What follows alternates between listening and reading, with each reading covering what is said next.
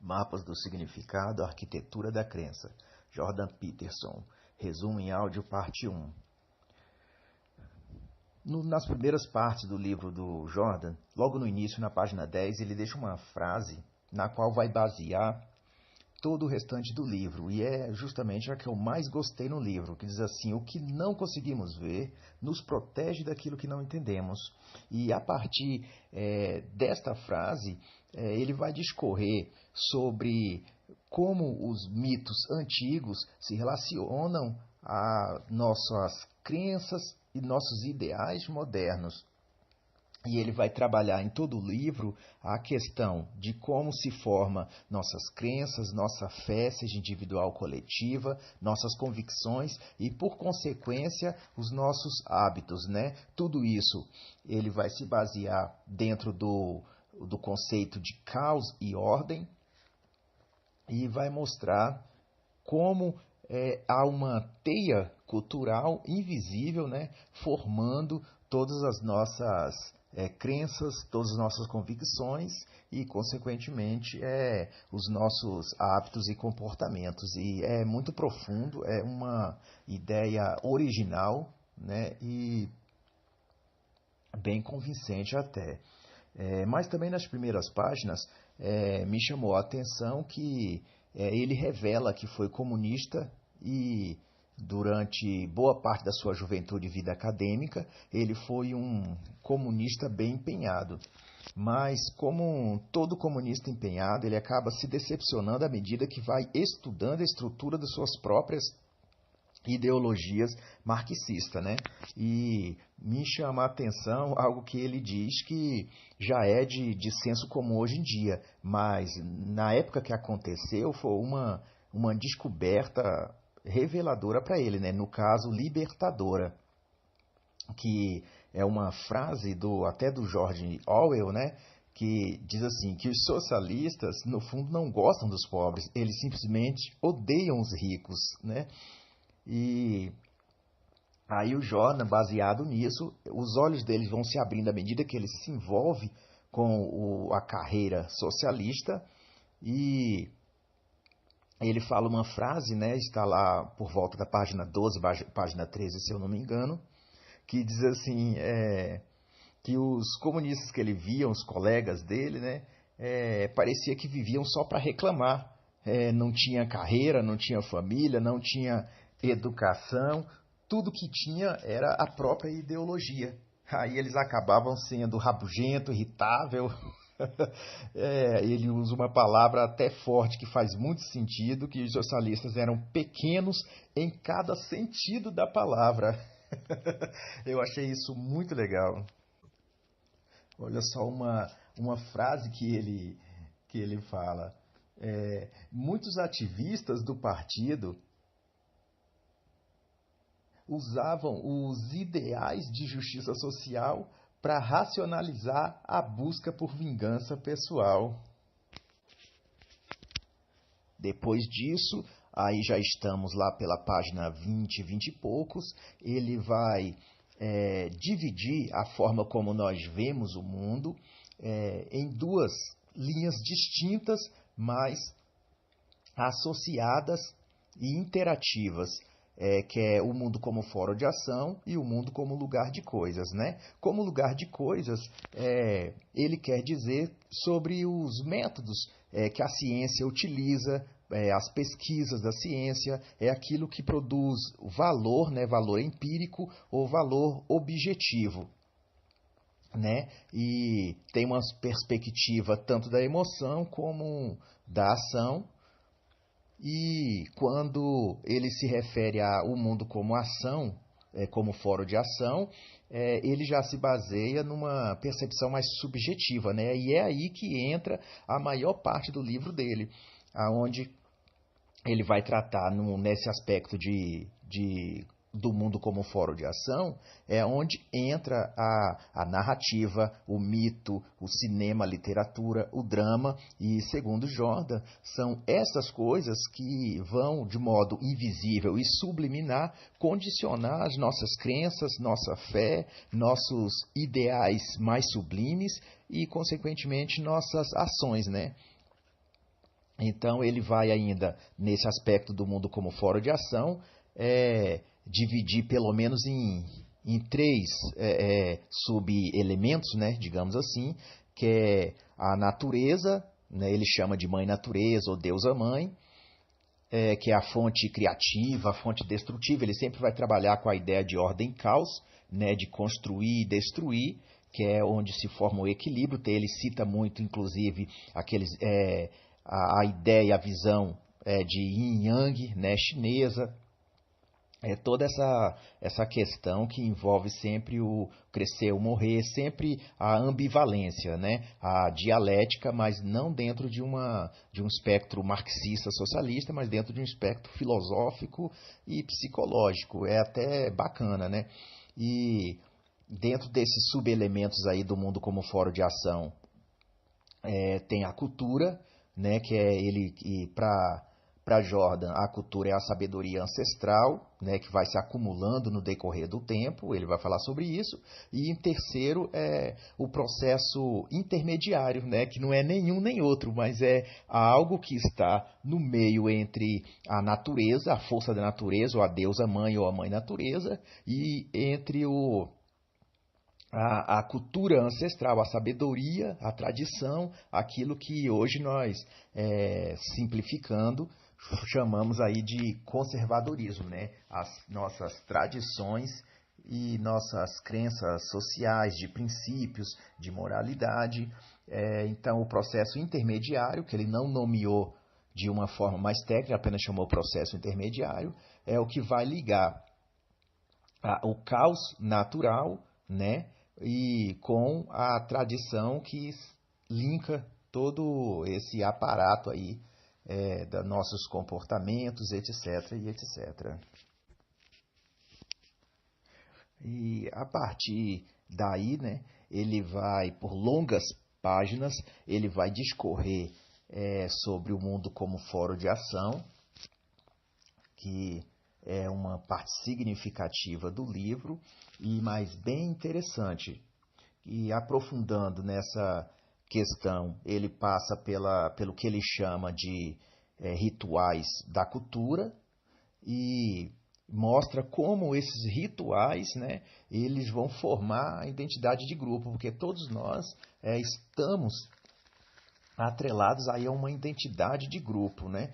Seja na questão religiosa, social, hierárquica, profissional, política, sempre há uma identidade de grupo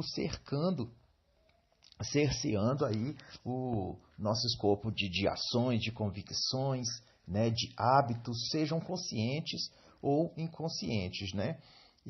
Mas ele também vai trabalhar a questão da ruptura, né? Ele gosta de usar um termo chamado drama social ou crise existencial, que sempre vai preceder uma mudança radical, dentro daquilo que eu falei anteriormente sobre a ordem e o caos, que ele sempre vai trabalhar com esses dois extremos, a ordem e o caos. E aí sempre dentro da questão de mostrar como o mito, como a fantasia, como o drama, ele vai construindo nossos sentimentos e nossas emoções, né? E até nossas convicções religiosas e, por consequência, né, nossos hábitos comportamentais. Tem uma palavra que ele também usa muito para definir isso, que é a relevância motivacional, né?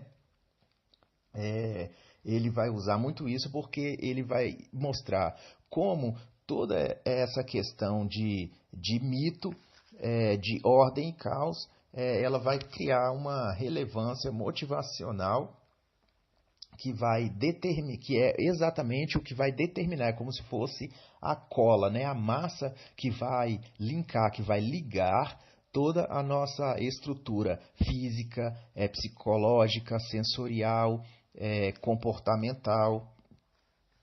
Então tem até uma palavra que eu gosto dele, está lá pela página 28, quase chegando na página 30, sobre isso, que ele diz assim: o registro da relevância motivacional precede o desenvolvimento das qualidades sensoriais.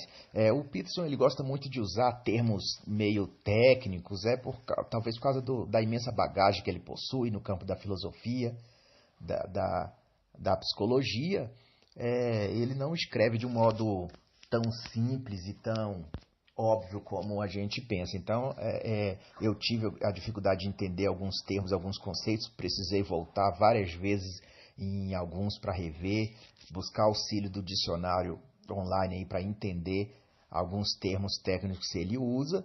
Então, não é uma leitura. Esse livro do Jordan não é uma leitura para principiante, para quem está começando na leitura ou no mundo da filosofia. Já é algo de nível intermediário ou avançado. Porque senão muita coisa fica para trás sem que a gente entenda o significado do que ele realmente quis dizer, quis mostrar. Mas então, seguindo, aí já passando pela página 30 em diante, tem uma frase que também se destaca muito, que eu me lembro, isso ficou gravado, que foi assim: a relevância afetiva ou significância comportamental servem, né, ou são, né, no caso ele fala, servem para manter um registro do que aquilo significa. Aí, para entender, talvez você precise voltar esse áudio várias vezes nessa parte para entender, porque foi isso que eu fiz. Eu voltava na página e falava assim: meu Deus, esse livro ele foi realmente traduzido para o português ou ainda continua em outro idioma? Porque parecia difícil entender o que ele quis dizer. Mas ele faz essa abordagem para, a partir da página 30 em diante, 35 talvez, se eu me lembro bem, ele já vai entrar especificamente no conceito do mito, né? Que aí o mito da forma mais tradicional que a gente conhece, né? As mitologias grega, egípcia, suméria, todas essas grandes obras mitológicas ele vai estudar a partir desse ponto em diante. Tudo que ele escreveu e falou antes foi justamente para preparar o nosso entendimento sobre como os mitos surgem e como eles influenciam em nossa vida desde sempre, né? Desde quando surgiram até o presente momento. E dito isso, ele ainda vai reforçar o conceito do mundo como fórum de ação, né? E especificando cada vez mais o que é o fórum de ação, né? Aí a gente vai começar a entender de forma mais clara o que ele quer dizer. Que o mundo como fórum de ação é um lugar para agir e não para perceber. É o universo descrito, né? Que se descreve conforme ele significa. Aí surge outra frase, porque o Peterson é o cara das frases, né? E fala assim: o mito descreve as coisas, e isso é o Jordan falando, né? O mito descreve as coisas em termos de sua valência afetiva, de seu valor, de sua significância motivacional. E esse termo, significância, essas coisas ele gosta muito, ele vai usar. Aí, até a última página do livro, ele vai estar usando esse conceito de afetividade, relevância motivacional. Depois disso, já estamos lá pela página 50 e ele vai discorrer sobre o mito, o drama, né? E sobre experiência, comportamento e finalidade, objetivo, tudo isso dentro do conceito do mundo como fórum de ação e da criação e função do mito, né? A partir de então, ele vai para a ideia do mapas de significado, porque até então ele estava falando sobre mapas da experiência, né? Sobre objeto significado, ele faz essa separação. E a partir de agora, então, ele vai falar sobre os mapas do significado, e aonde ele vai tratar mais especificamente, detalhadamente, sobre o conceito um pouco mais científico. E particularmente foi a parte que eu achei mais pesada e cansativa do livro, porque não há nessa parte muitos conceitos complicados para entender, né, em termos da gramática, em termos do português propriamente dito, né, ele usa palavras até simples. Porém, nessa parte do livro, Mapas do Significado, ele vai entrar dentro da biologia, da ciência comportamental, da neurociência. Então, ele vai usar muito ideias que mais fazem sentido para quem é estudante dessas áreas, né, da psicologia mais ligada à neurociência, fisiologia, né, ele gosta muito desse assunto. Mas também é uma parte do livro importante, porque ela vai ligar a parte inicial do livro com a parte final. Então não dá só para saltar essa parte, tem que ler, mas é uma leitura um pouco cansativa. Tem umas partes interessantes que quando chega lá para a página 90 em diante, ele vai falar um pouco sobre o iluminismo, porque ele vai querer relacionar como funciona a questão da razão da emoção dentro de um momento histórico, né, a influência que isso teve. Então ele fala um pouco sobre o pensamento do iluminismo. Isso eu gostei porque já é uma coisa mais da história.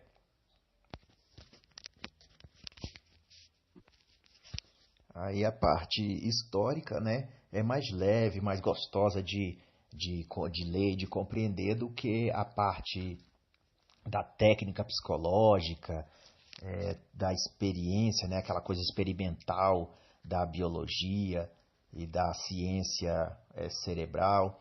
Bom, aí eu destaco o quê? Que da página 90 à página 100, 104 mais ou menos, 105 por aí, o Jordan, começa a ficar uma leitura um pouco mais pesada, porque ele volta a uma coisa mais científica, mais técnica, que ele vai falar sobre dados, as pesquisas na área da bioquímica, neurociência, psicologia, psicofisiologia.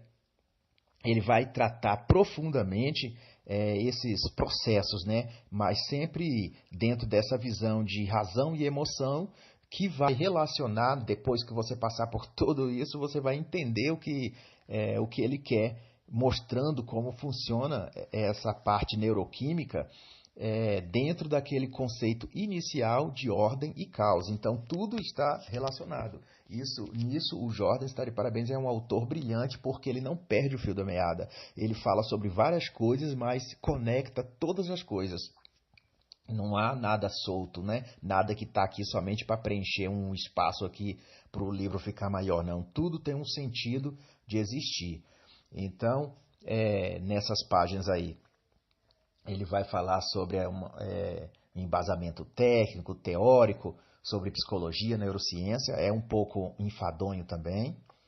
Em seguida, né, ele passa aí, quando passa a página 100 até mais ou menos a página 150, ele continua dentro dessa parte técnica, mas já entrando especificamente na questão do cérebro, hemisfério direito, esquerdo, a construção do sentido, porque isso ele quer mostrar como a metáfora e a interpretação das coisas acontecem dentro do nosso cérebro, né? As reações hormonais, as reações químicas, sempre trabalhando com o que acontece no hemisfério direito e o que acontece no hemisfério esquerdo. E isso, eu não entendi por que ele fez tanta questão de frisar isso, mas lá na frente, quando chega lá para a página 200 e pouco, eu fui entender que quando ele vai falar sobre esquizofrenia, que é o conflito entre o que é produzido no hemisfério direito e o que é produzido no hemisfério esquerdo, que surge, né, a esquizofrenia. Então, o que ele fala lá na frente pode ser entendido se a gente compreender o que ele diz agora nessas páginas aí 100, cento e pouco, 150, sobre a relação de hemisfério direito e esquerdo, né? Aí, então, ele vai sair um pouco da questão técnica, né, da questão neurocientífica, e vai voltar à parte da psicologia. Ele vai trabalhar um pouco a ideia de Carl Jung, né? Ele vai, digamos, fazer uma reinterpretação dos principais conceitos aí da obra de Carl Jung, que é justamente aquela questão do inconsciente coletivo. Ele vai reinterpretar isso, né? Vai afirmar os pontos que ele concorda e não, mas vai dar uma reinterpretação que realmente eu nunca tinha visto antes, uma interpretação conforme ele dá. Eu nunca gostei de Jung, nunca gostei desses autores progressistas, mas ele reinterpreta aquilo e consegue encaixar o conceito de Jung dentro da própria visão, né, jordaniana, digamos assim, de mundo e de vida, né? Então, a partir daí, ele já prepara o leitor para o que ele vai abordar até o final do livro, que é a questão dos fenômenos culturais. Tem até uma frase aqui que eu destaco, né, na página 152, que ele fala assim: os fenômenos culturais não podem ser entendidos senão a partir de uma perspectiva cultural. É uma frase muito simples, se contar que o Jordan gosta de coisas sofisticadas, elaboradas e bem filosóficas. É uma frase muito simples, mas é porque o decorrer do livro agora, ele vai caminhar de uma forma mais simples mesmo, né? Como se a gente fez muito esforço para subir uma montanha, uma ladeira muito íngreme, e agora a gente só vai descendo. Então a descida é sempre mais fácil. Então, desse ponto em diante, a gente está chegando mais ou menos à página 200, a leitura vai se tornando mais leve, mais envolvente, né? Sem muitos termos técnicos, sem aprofundar em pontos cansativos da ciência, da neurociência. Nesse ponto, tem uma frase que, apesar de ser uma frase profunda e importante, entra um ponto onde eu pessoalmente discordo dele. Eu pelo menos tenho um receio, né, por causa do meu posicionamento em relação ao cristianismo, à fé, e o Jordan parece ter uma visão bem distinta, né? Então aí já tem um ponto de conflito, mas mesmo assim é algo que eu preciso rever mais, me aprofundar mais, que ele diz assim: para viver é necessário agir. A ação pressupõe crença e interpretação. A crença baseia-se na fé.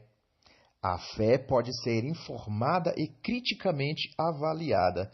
Esse é o ponto, um dos pontos principais da obra, desta obra do Jordan, aonde ele parece, não tenho certeza, mas parece colocar dentro do mesmo escopo de construção, de conceituação, a fé cristã, a fé religiosa ou de qualquer outra crença religiosa, a fé religiosa em si, no mesmo escopo da mitologia, do mito, das ideias folclóricas que cercam o imaginário social, né, de todas as épocas aí da humanidade. Então, para o Jordan, me parece que a fé é apenas uma manifestação mitológica enredada e transmitida via cultura. Então, esse ponto mais assim conflituoso, né, que eu tenho para com o Jordan, mas é algo que a gente precisa estudar um pouco melhor, né?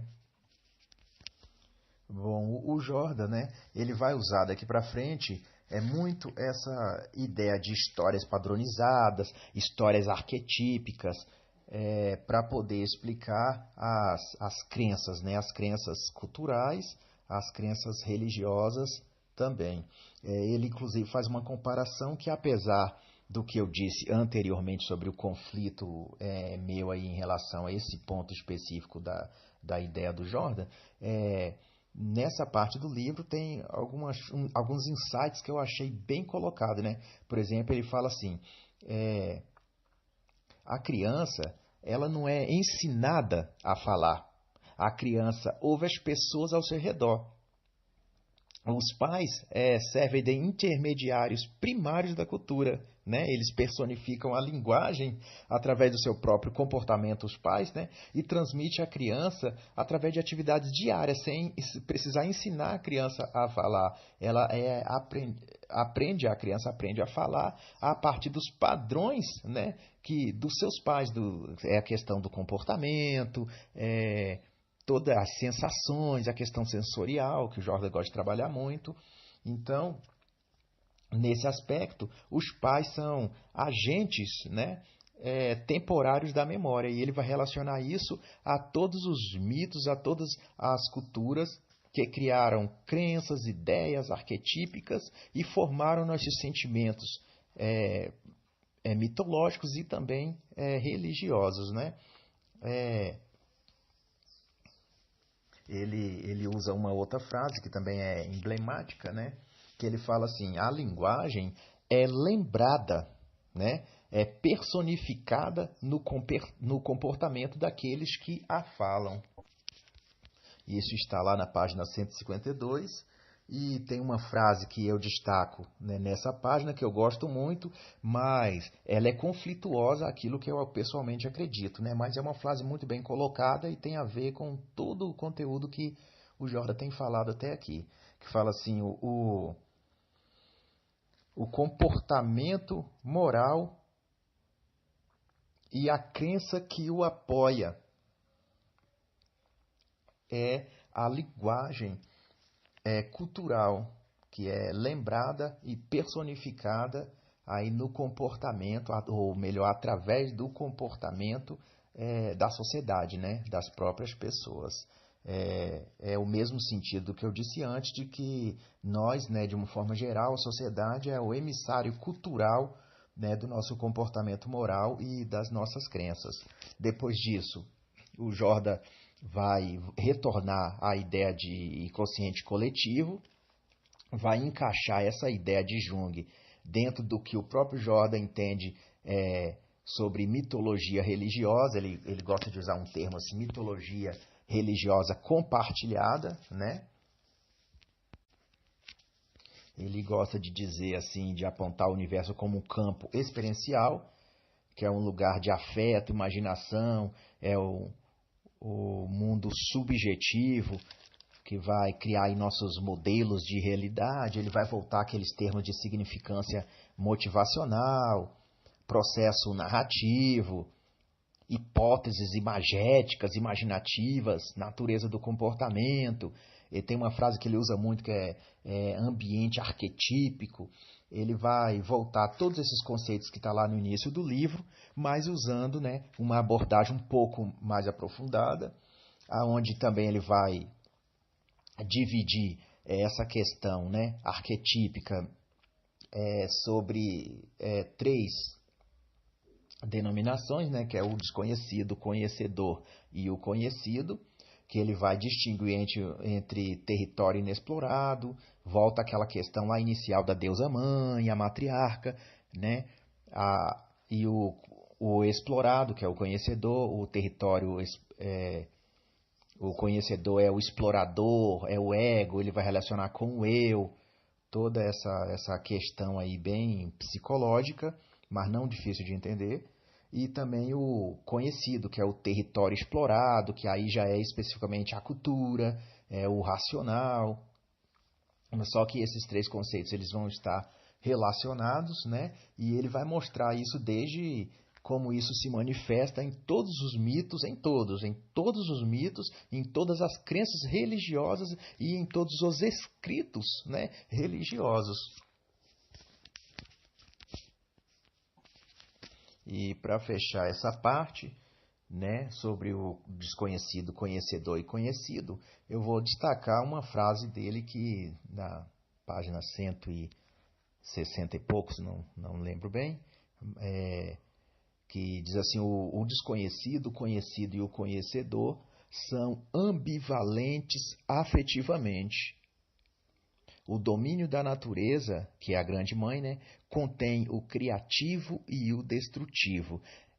Eu gostei dessa frase porque tem a ver com o que eu tenho dito do Jordan até aqui, que ele não deixa as pontas soltas, ele sempre liga uma coisa na outra, e todo o livro dele é uma grande casa sendo construída em harmonia, porque volta aqui o conceito da grande mãe e volta aqui o conceito do criativo e destrutivo, da ordem e o caos, que ele sempre trabalha desde a primeira página do livro. E dessa parte em diante, ele vai aprofundar, né? Continuar, aliás, aprofundando sobre o mundo mitológico, se relacionando isso ao mundo do drama, né? Que aí ele vai, além de elaborar melhor a questão da ordem e caos, ele vai trazer essa ideia para dentro da cultura moderna, né? Que é o cinema, a arte, filme, como isso está engendrado ali, que é a questão do herói, do adversário. Ordem e caos, né? Destruição, criação. Essas são esferas arquetípicas, né? Que ele, na palavra do próprio Jordan, ele fala que isso se transporta por meio de narrativas, dos contos, das alegorias folclóricas, né? Ele chama isso de panteão de ideias, que vai forjar o nosso senso comum, né? E se tornarão elos da cultura de todos nós, dos povos, das sociedades, no decorrer aí dos anos. E isso se manifesta como? Através do cinema, da cultura, da música, das danças, tudo isso está transmitindo, né, esse conceito mitológico, né, o mundo do drama, que passa pelo mundo do drama, aí para a nossa realidade. E é o modo como nossa psique, isso é um termo dele, como nossa psique liga nós indivíduos ao próprio mundo. Não precisava, mas eu vou citar aqui uma outra frase dele na página 170, que tem a ver com isso que a gente está falando, que é as declarações metafóricas do mito, isso é o Jordan falando, as declarações metafóricas do mito funcionam porque o desconhecido ou as coisas parcialmente conhecidas compartilham características importantes com coisas familiares e compreendidas, né? Isso aí tem a ver com a função do mito induzir afeto e forçar o nosso comportamento. É isso que ele quer dizer com essa frase. Bom, então, para resumir essa parte, né, esse desfecho, para Peterson, todos os mitos, fábulas, histórias, os contos mitológicos, eles fazem parte de um espectro, né, um evento, né, mitológico, que para explicar, ele vai recorrer a uma terminologia do Jung, que é o pleroma, né? Que significa o próprio mundo subjetivo na lembrança, né? Existe um termo lá que é o espectro pleoramático, em que se refere nada mais, nada menos do que as histórias que são perpassam aí a imaginação, as metáforas, né? Elas são o modo como são modelados e passa a receber aí uma relevância emocional e afetiva. O pleroma é isso. É uma ocorrência subjetiva, né, representada aí sob um aspecto motivacional, sensorial, né? É a personificação da metáfora, né? E só que nisso o Jordan inclui também as crenças religiosas como o cristianismo. O próprio Jordan chega a dizer assim que personagens, que para ele é personagens como Jesus e Diabo, fazem parte dessa rede cultural, né? Ele chama de estrutura comunicativa de cultura. Existe aqui uma frase também relevante que ele fala assim que o diabo não é produto do cristão particular. A figura do diabo e a de Cristo habita a mente do cristão, e aliás de todos os cristãos, porque é uma habitação que ocorre como um processo, né, ou como resultado de um processo social e histórico transpessoal, né? Ou seja, ele fala que não depende especificamente de uma pessoa, né, mas de todo um conjunto social que está além da esfera de controle individual, né? É isso que eu citei, está lá na página 231.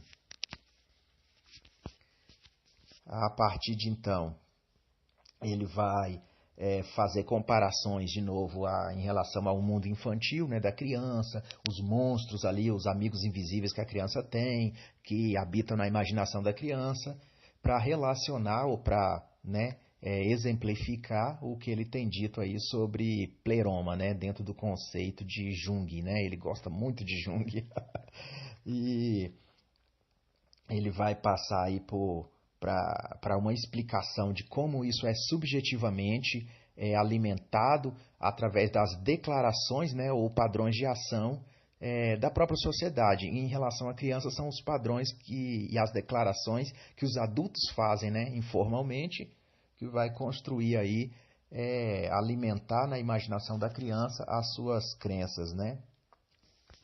Aí ele também vai falar nessa parte sobre os estágios motivacionais, vai novamente mostrar, né, com outros termos ali, como essas fantasias elas se perpetuam através dos livros, da televisão, do teatro. Ele vai um pouco abordar novamente a questão do desconhecido, do conhecido e do conhecedor, né, que é o território explorado, o território inexplorado.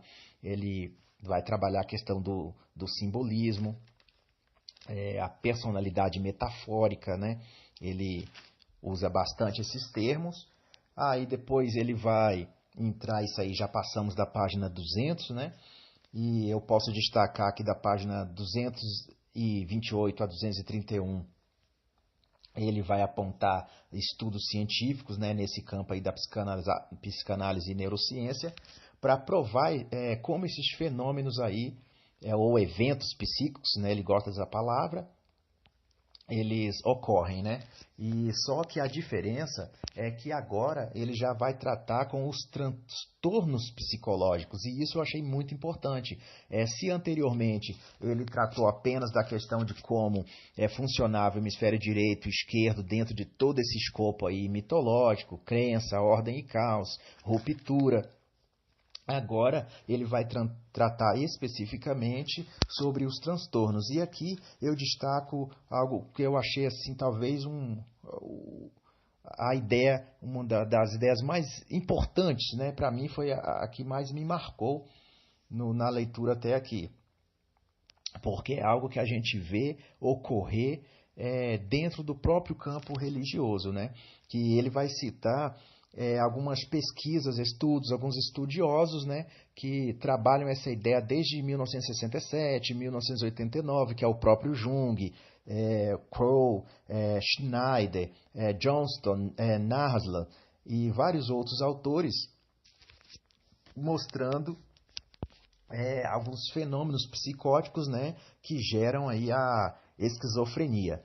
Ele cita uma lista, né, que é muito conhecida, segundo ele, dentro da psiquiatria, da psicologia e das ciências médicas aí no campo da neurociência, que é uma lista de 8 itens que é chamado sintomas esquizofrênicos de primeira pessoa, que tenta mostrar e revelar o estado de esquizofrenia de um indivíduo. Mas por que eu destaco isso?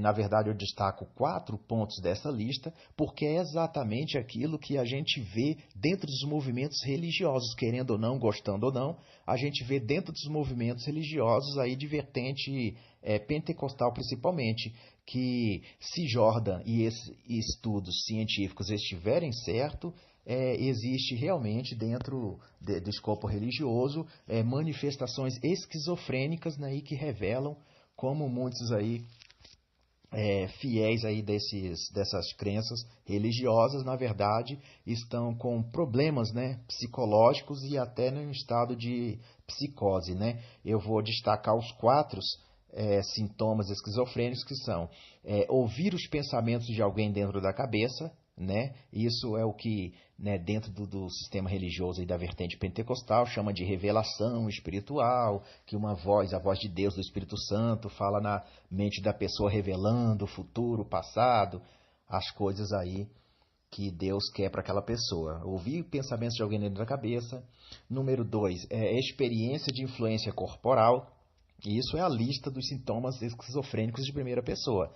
Número 2, experiência de influência corporal, né? Que é aqui no meio pentecostal, usando como exemplo o sistema religioso, mas isso também se aplica a vários outros ambientes sociais.